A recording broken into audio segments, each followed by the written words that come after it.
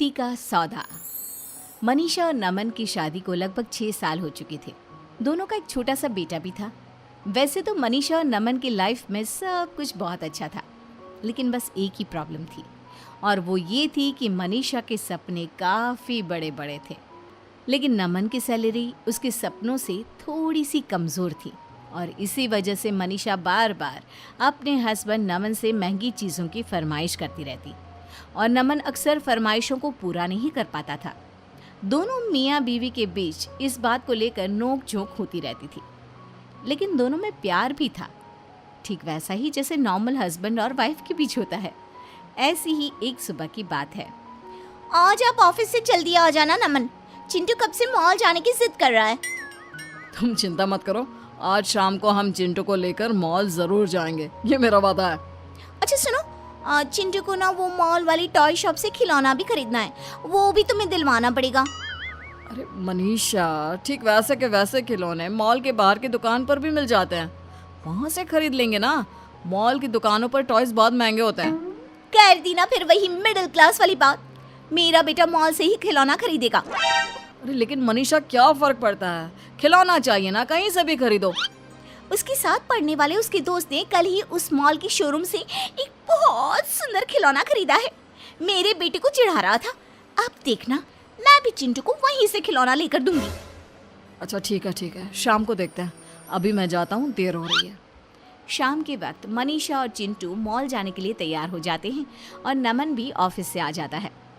पापा पापा, अब मुझे मॉल लेकर चलेंगे ना?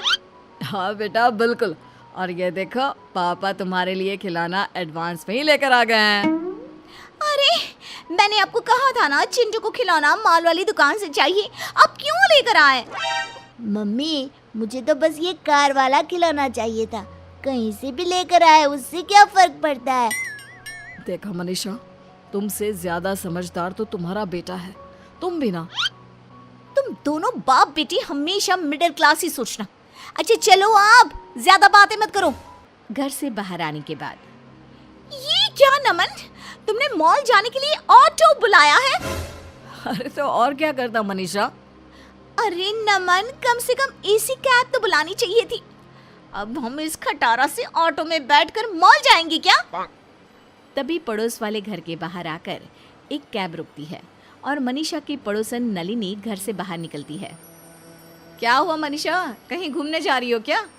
हाँ, वो क्या है ना, शॉपिंग करने के लिए मॉल जाना था। तुम तो जानती हो मैं छोटी मोटी दुकानों से शॉपिंग नहीं करती इसलिए बस आज मॉल जाने का प्लान बनाया था। अरे मॉल से शॉपिंग करने जाती हो? लगता तो नहीं।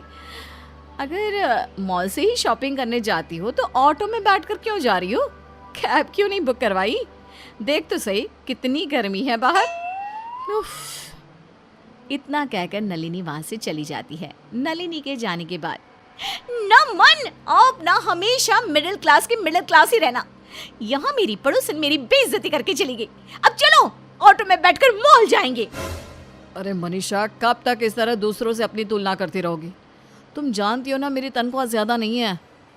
कुछ दिनों बाद, नमन मेरी बात सुनो, वो नलिनी का बेटा है ना, वो बड़े स्कूल में पढ़ता है।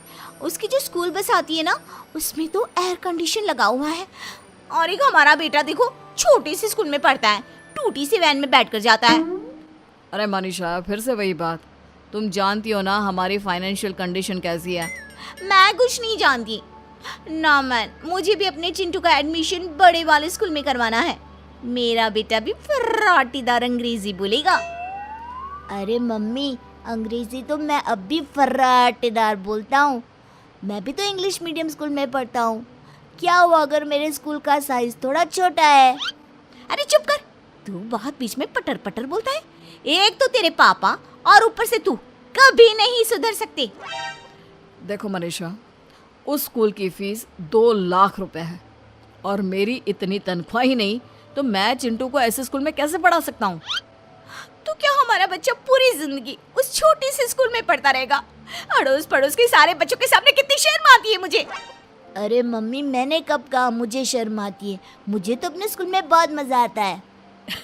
देखा तुमने।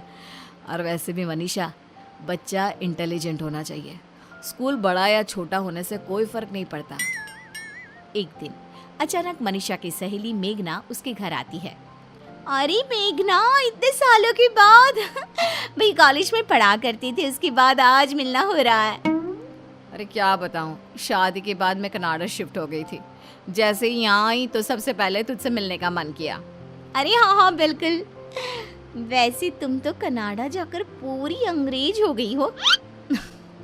अरे यार वो क्या है ना, इतना पैसे वाला ससुराल मिला है, सब कुछ है, प्रॉपर्टी, बड़ी बड़ी गाड़ियाँ, खूब सारे बंगले। अरे वाह, तुम्हारी तो किस्मत ही बदल गई यार।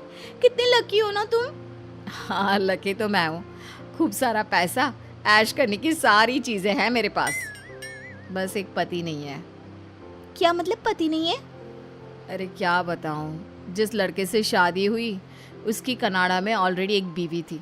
उसने मुझसे शादी करने के बाद कहा, चाहो तो ये सारा धन दौलत तुम ले लो, लेकिन बस चुपचाप मुझसे दूर रहो। काफ़ी दिन तक तो मैं वहाँ रही, लेकिन फिर परेशान होकर यहाँ इंडिया आ गई। और तुम बताओ, तुम्हारे हस्बैंड कैसे हैं? एक मिनट, मैं तुम्हें अपने पति से मिलवाती हूँ। नमन, जरा इधर तो आइए। ये देखिए मेरी सहेली मेघना, कनाडा से आई है। नमस्ते नमस्ते मेघना जी, कैसी हैं आप? मैं बिल्कुल ठीक हूँ। मनीषा, तुम्हारी फ्रेंड आई है, उसके लिए कुछ खाने पीने की चीज़ लानी है तो मुझे बता दो, मैं बाजार से लेकर आता हूँ। नहीं नहीं नहीं, इसे तो कोल्ड कॉफी बहुत पसंद है और मैं इसके लिए अपने हाथों से बनाऊंगी। कैसी बात करती हो मनीषा, तुम्हारी सहेली आई है, तुम बैठकर बातें करो, कोल्ड कॉफ़ी मैं बना कर लाता हूँ। नमन के किचन में जाने के बाद, तुम्हारा पति तुमसे बहुत प्यार करता है। हाँ हाँ वो तो है, हमारा एक छोटा सा प्यारा सा बेटा भी है, चिंटू। तुम कितनी लकी हो ना, तुम्हें इतना प्यार करने वाला हस्बैंड मिला है। एक मुझे देखो। अरे इसमें लकी होने वाली क्या बात है, हस्बैंड तो प्यार करता है लेकिन कुछ भी नहीं है उसके पास। अरे बस ये छोटा सा घर है, कहने को एक गाड़ी भी नहीं हमारे पास, और बेटा भी ना छोटे से स्कूल में पढ़ता है। वैसे तुम्हारे इस प्रॉब्लम का एक सोल्यूशन है मेरे पास। तुम कल मुझे अपने घर के पास वाले कॉफ़ी शॉप में आकर मिलो ना। और फिर अगले दिन कॉफ़ी शॉप में। बताओ तुमने मुझे यहाँ क्यों बुलाया? और इतनी बड़ी कॉफ़ी शॉप, बहुत महंगी होगी ना? अरे तुम इस बात की चिंता क्यों करती हो, आज से तुम्हें इस बारे में सोचने की बिल्कुल भी ज़रूरत नहीं है। अरे लेकिन ये तो बताओ तुम चाहती क्या हो? तुम्हारा पति। हाँ मतलब पागल हो गई हो क्या? कैसी बात कर रही हो? अरे मनीषा देखो, शांति से सोचो। तुम मुझे अपना पति दे दो और बदले में ये मेरी बड़ी सी लग्जरी गाड़ी, मेरा बड़ा सा बंगला, मेरा सारा पैसा, प्रॉपर्टी सब तुम्हारा। देखो मेरे पास ना इन सब चीज़ों की कमी नहीं है, कमी है तो बस एक प्यार करने वाले पति की। क्या तुम सही कह रही हो? मतलब अगर मैं नमन को तुम्हारे साथ शेयर कर लूँ तो सब कुछ तुम्हारा जो भी है वो मेरा हो जाएगा। मेरा बेटा बड़े वाले स्कूल में पढ़ेगा और मैं मॉल से शॉपिंग कर सकूंगी। अरे मजाक थोड़ी ना कर रही हूँ, गाड़ी, ड्राइवर, महंगे कपड़े, ज्वेलरी, सब कुछ तुम्हारा। बस बदले में मुझे तुम्हारा नमन दे दो यार। लगता है भगवान ने मेरी सुन ली, भले ही देर से सुनी लेकिन सुनी तो सही। अच्छा प्रॉब्लम ये है कि मैं अपने पति को इस चीज़ के लिए राज़ी कैसे करूँगी? देखो वो तुम्हारा प्रॉब्लम है, अब जल्दी से मेरी डील फाइनल कर दो और लो ये महंगी वाली कॉफ़ी पियो। और सुनो, तुम्हें बिल पे करने की भी ज़रूरत नहीं है। घर जाने के बाद, देखो नमन, तुम्हारी तनख्वाह इतनी कम है कि मेरे सपने पूरे नहीं हो सकते और इसलिए मैंने एक डिसीजन लिया है। कैसा डिसीजन? देखो नमन, उस दिन जो मेरी सहेली मेघना घर पर आई थी ना, उसके पास बहुत रुपया पैसा है लेकिन एक प्यार करने वाला पति नहीं है, और मेरे पास तुम हो लेकिन रुपया पैसा नहीं है। तो उसने मुझसे कहा कि तुम्हारे बदले वो मुझे दुनिया की सारी लग्जरी देने को तैयार है। पागल हो गई हो क्या? मेरे बदले का क्या मतलब है? मैं कोई घर में रखी हुई चीज़ हूँ जो तुम उठाकर उससे दे दोगी? देखो नमन, अगर तुम मुझसे और अपने बेटे से जरा सा भी प्यार करते हो ना तो बस तुम्हें इस डील के लिए तैयार होना पड़ेगा। अब से तुम्हें मेघना के साथ रहना है इस घर में, और मैं मेघना के बड़े से बंगले में जाकर रहूंगी। मेरा बेटा बड़े वाले स्कूल में पढ़ेगा, हमारे पास एसी गाड़ी होगी, ड्राइवर होगा, सब कुछ होगा। देखो मेघना, ऐसा कुछ नहीं होने वाला, मैं कहीं नहीं जा रहा। अगर तुमने ऐसा नहीं किया ना तो मैं हमेशा के लिए चिंटू को लेकर ये घर छोड़कर चली जाऊंगी। मेघना की जिद के आगे नमन परेशान हो जाता है और फिर मेघना अपना पति मनीषा को दे देती है। कुछ दिनों के बाद, मम्मी मुझे पापा चाहिए, मुझे पापा के पास रहना है। सही कहते हो बेटा, तुम्हारे पापा के बिना तो मेरा भी मन नहीं लगता। कितने दिन हो गए हैं वो घर ही नहीं आए। चलो हम उनसे मिलने के लिए चलते हैं। चिंटू और मनीषा नमन से मिलने के लिए अपने पुराने घर में जाते हैं। वहां जाकर देखते हैं कि मेघना और नमन उस छोटे से घर में भी काफी खुश थे। अरे आओ मनीषा, बहुत दिनों के बाद आना हुआ। वो क्या है ना, नमन की बहुत याद आ रही थी इसलिए। पापा आप हमारे साथ रहिए ना, हम आपके साथ इस छोटे से घर में भी रहने को तैयार है। लेकिन बेटा, तुम्हारी मम्मी को तो बड़ा घर चाहिए। अगर तुम्हें मेरे साथ रहना है तो यहाँ मेघना आंटी के साथ रहना पड़ेगा, पुराने घर में। मैं यहाँ रहने के लिए तैयार हूँ। उस बड़े से घर में और बड़ी गाड़ी में मम्मी को जाने दो, मुझे नहीं जाना। अरे ये तुम क्या कह रहे हो? मैंने तुम्हारी वजह से ये डिसीजन लिया था। देखो मनीषा, ये डिसीजन तुमने मेरे बेटे की वजह से नहीं, बल्कि अपने बड़े बड़े सपनों को पूरा करने के लिए लिया था। मेरी गलती का मुझे एहसास हो गया है। अब मैं आपके साथ रहना चाहती हूँ। लेकिन अब तो ऐसा नहीं हो सकता। तुमने पेपर साइन किए हैं और हमारा सौदा हुआ था। प्रॉपर्टी तुम्हारी और पति मेरा। नमन आप कुछ कहिए ना, ये मेरे साथ ऐसा नहीं कर सकती। देखो मेघना, मनीषा ने जो कुछ भी किया है तुमने कहा वैसा ही किया है। अब मेरे हाथ में कुछ भी नहीं है। तुमने सब कुछ खो दिया, अपना बेटा भी और पति भी, लेकिन मुझे इस छोटे से घर में भी सब कुछ मिल गया। अरे रुको रुको, अब आएगा ट्विस्ट स्टोरी 2 में। शोभा की इकलौती बेटी साहिल ने एक फैशनेबल लड़की विभा से लव मैरिज कर ली और उसे अपने घर ले आया। उसकी माँ ने दोनों को देखा तो बोलने लगी, अरे साहिल, ये किस नाटक वाले को ले आया तू? और इसने ये इतने छोटे कपड़े क्यों पहन रखे हैं? माँ ये नाटक वाली नहीं आपकी बहू है। मैंने इससे शादी कर ली है। विभा, माँ के पैर छुओ। कम ऑन साहिल, मैं किसी के पैर नहीं छू सकती। विभा, ये हमारा कल्चर है, घर के बड़ों के पैर छूते हैं। ओके साहिल। विभा जैसे ही शोभा के पैर छूने के लिए झुकी तो शोभा ने उसे डांटते हुए कहा, चल हट यहाँ से, दूर हो जा मेरी नजरों से। न जाने कहाँ से इसे उठा लाया है। तेरे लिए लड़कियों की कमी थी क्या, जो ऐसी लड़की को ले आया? हमारे घर के संस्कारों के बारे में तो सोच लेता, लोग क्या कहेंगे? माँ आप भी कैसे पुराने जमाने की बात कर रही हो? आप कपड़ों और भाषा से किसी के संस्कारों को जज नहीं कर सकती। साहिल ने अपनी माँ को समझाने की बहुत कोशिश की, लेकिन वो कहाँ कुछ मानने वाली थी। शोभा अपनी बहू के कपड़ों और स्टाइल की वजह से हमेशा उसके कैरेक्टर पर टिप्पणी करती रहती। एक दिन विभा अपनी सास के लिए चाय बनाकर लाई। गुड मॉर्निंग मॉम, ये आपकी टी। ऐ छोरी, तुझ में संस्कार नाम की चीज है या नहीं? गुड मॉर्निंग ना बोला कर मुझे। हमारे यहाँ बहुएं पैर छूती है और तूने ये कैसे कपड़े पहने? देख जरा मेरी बेटी रानी को, सीधे सादे कपड़े पहनती है वो। मॉम, आपकी बेटी को फैशन की बिल्कुल भी नॉलेज नहीं है। उसी तो आप तंबू भी दे देंगी ना तो वो तंबू भी पहन लेंगी। देखो माँ, भाभी कैसे मेरा मजाक उड़ा रही हैं। रानी, मैं तुम्हारा मजाक नहीं उड़ा रही, मगर ज़रा देखो खुद को, कैसी लग रही हो। तुम्हें फैशन का बिल्कुल भी सेंस नहीं है। कुछ तो लड़कियों वाली हरकतें किया करो। चलो कोई बात नहीं, मैं आ गई हूँ ना, सब सिखा दूंगी।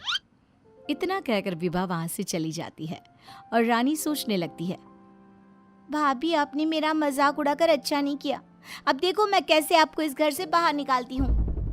अब रानी हर समय अपनी भाभी की कमियां ढूंढने में लगी रहती। रानी की माँ तो विभा से नफरत करती ही थी, लेकिन घर से निकालने के लिए जरूरी था कि साहिल भी विभा से नफरत करे। एक दिन घर में पूजा हो रही थी। घर के सभी सदस्य पूजा में शामिल हुए, लेकिन विभा नहीं हुई। जब पूजा खत्म हुई तो रानी ने कहा, भैया, माना कि भाभी फैशनेबल हैं, लेकिन इसका मतलब ये तो नहीं कि वो भगवान में बिल्कुल आस्था ना रखे। उन्हें पूजा में तो आना चाहिए था ना। हाँ बेटा, तूने अपनी मर्जी से शादी तो कर ली, अब अपनी मॉडल बहू को घर के तौर तरीके तो सिखा दे। अपनी बहन और माँ की बात सुनकर साहिल विभा के पास गया और उससे कहने लगा, विभा, आज घर में पूजा थी, तुम क्यों नहीं आई पूजा में? पता है लोग कितनी बातें बना रहे थे। माय डियर हस्बैंड, इतना गुस्सा क्यों हो रहे हो? जरूरी नहीं कि भगवान को खुश करने के लिए पूजा में शामिल होना पड़े। जब भगवान को दिल से याद कर लो ना तो बस उसी समय होगी उनकी पूजा।